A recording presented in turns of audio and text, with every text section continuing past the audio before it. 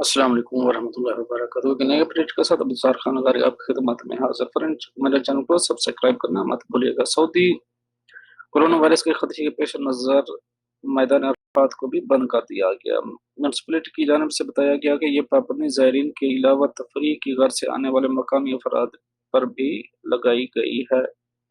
مکہ مکرمہ اردو پوائنٹ کے مطابق سعودی عرب میں کرونا وائرس کے بڑھتے ہوئے کیسز کے باعث عمرہ زائرین پر مکمل پابندی لگائی گئی ہے۔ اس کے علاوہ مملکت کو 15 روز کے لیے لاک ڈاؤن بھی کر دیا گیا ہے، جس کے بعد کوئی شخص مملکت سے باہر جا سکتا ہے اور نہ ہی مملکت میں آ سکتا ہے۔ تاہم ابھی تک کرونا وائرس پر قابو نہیں پایا جا سکا۔ ہر گزرتے دن کے ساتھ درجنوں کیسز سامنے آ رہے ہیں، جس کے باعث سعودی حکام اور عوام میں شدید تشویش پائی جا رہی ہے۔ مکہ میونسپلٹی کی جانب سے ایک اور فیصلہ لیا گیا، جس کے تحت میدان عرفات کو زائرین اور مقامی افراد کے لیے بند کر دیا گیا۔ میونسپلٹی کے مطابق جبل رحمت کے میدان کو کرونا وائرس سے بچاؤ کی خاطر احتیاطی طور پر بند کیا گیا۔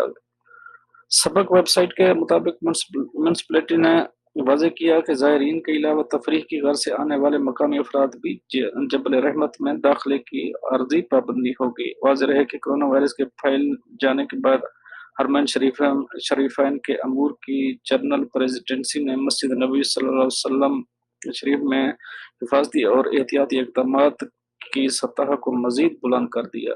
اس سلسلے میں مسجد نبوی کے اندر جراثیم کش مواد کے ساتھ صفائی کا عمل بڑھا دیا گیا ہے۔ اس کام میں جدید ترین آلات اور مشینوں کا استعمال کیا جا رہا ہے۔ مسجد نبوی میں پانی کے کولروں، گلاسوں اور قالینوں کو دن بھر میں 10 مرتبہ صاف کیا جا رہا ہے۔ اسی طرح نماز کے لیے بچھے قالینوں کی صفائی کے درمیان 1.5 میٹر کا فاصلہ کر دیا گیا ہے تاکہ امراض کے پھیلاؤ پر روک لگائی جا سکے۔ مسجد نبوی کے فرش کو جراثیم کش اور خوشبودار مواد کے ذریعے روزانہ 6 مرتبہ دھونا، توسیع کے علاقوں میں داخلی راستوں پر جراثیم کش مواد کا چھڑکاؤ، نمازیوں کی صفوں کے قالینوں کے درمیان فاصلہ پیدا کرنا اور مسجد کے اندر ایئر کنڈیشنر کی جالیوں اور روشن دانوں کی خصوصی صفائی شامل ہے۔ حرمین شریفین کے امور کے جنرل پریزیڈنسی نے مسجد الحرام اور مسجد نبوی کو جراثیم سے پاک رکھنے اور ان کی تطہیر کے لیے 3500 اہلکار مامور کیے ہیں۔ واضح رہے کہ روزہ مبارک کو بقیہ مسجد سے علاوہ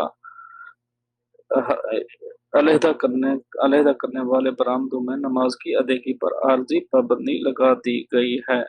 یہ برآمدیں مسجد نبوی کی پرانی تعمیر کا حصہ ہیں۔ اس تعمیر کا مجموعی رقبہ 16,000 مربع میٹر ہے۔ پانچوں نمازوں کے وقت مسجد نبوی کے امام کا داخلہ اور جنازے کی موجودگی مذکورہ پابندی سے مستثنی ہوں گے۔